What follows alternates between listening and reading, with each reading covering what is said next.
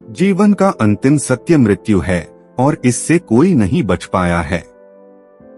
मृत्यु कई तरह से आती है। कोई व्यक्ति आनंद से मृत्यु पाता है, कोई अत्यंत दुखी होकर इस लोक से विदा लेता है, लेकिन सबसे भयानक मृत्यु अकाल मृत्यु होती है। आत्महत्या, गंभीर बीमारी या कोई हादसा, यह सब अकाल मृत्यु के कारण बनते हैं। गरुड़ पुराण में अकाल मृत्यु से जुड़े कई रहस्य बताए गए हैं। मृत्यु के बाद आत्मा को कर्मों के आधार पर स्वर्ग या नर्क भोगना पड़ता है। कि अकाल मृत्यु के बाद व्यक्ति की आत्मा के साथ क्या होता है, इसका उल्लेख गरुड़ पुराण में विस्तार से बताया गया है। आइए जानते हैं। गरुड़ पुराण के अनुसार भूख से पीड़ित होकर मरना, हत्या के द्वारा मौत, फांसी वाली मृत्यु, विष खाने से मौत, आग में जलने से मौत, जल में डूबने से मौत, सांप के काटने से मौत, दुर्घटना में मौत, रोग के कारण मौत, आत्महत्या आदि अकाल मृत्यु के अंतर्गत आती हैं।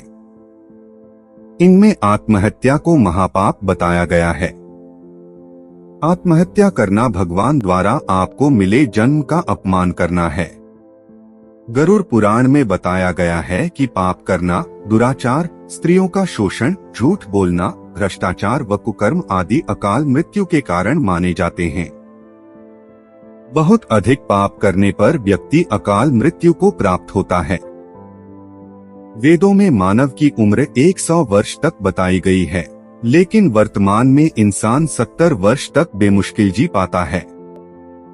अकाल मृत्यु के बाद आत्मा का क्या होता है, इस विषय में गरुड़ पुराण में कई बातें मिलती हैं।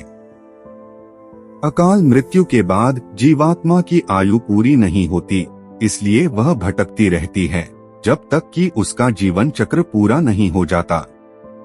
अचानक ही मृत्यु होने की वजह से मनुष्य की मोहमाया, इच्छा और तृष्णा बनी रहती है, जो कभी पूरी नहीं हो पाती। ऐसे में शरीर तो नष्ट हो जाता है, लेकिन अकाल मृत्यु प्राप्त होने वाली आत्माएं अपने परिजनों और जीवित लोगों को कष्ट पहुंचाती रहती है और अपनी तृष्णा पूरी करने की कोशिश करती है।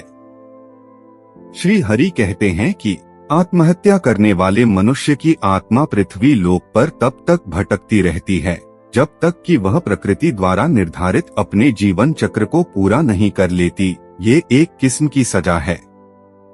इस प्रकार की आत्मा को ना तो नरक लोक में जगह मिलती है और ना ही स्वर्ग लोक में। इस प्रकार की आत्मा को मरने के बाद भी सबसे कष्टदायक स्थिति से गुजरना पड़ता है। यह आत्माएं अंधकार में तब तक भटकती रहती हैं जब तक कि उनका प्रकृति द्वारा निर्धारित जीवन चक्र पूरा नहीं हो जाता। आत्महत्या करने वाली आत्माओं के कष्ट को तो दूर नहीं किया जा सकता, लेकिन गरुड़ पुराण में अकाल मृत्यु को प्राप्त व्यक्ति की आत्मा की शांति हेतु कई उपाय बताए गए हैं। दोस्तों, यदि आप अकाल मृत्यु से बचने के उपाय या अकाल मृत्यु हुए आत्मा शांति के बारे में जानना चाहते हैं तो हमारे ये वीडियो जरूर देखें। ऐसे ही वीडियो के लिए हमें सब्सक्राइब जरूर करें।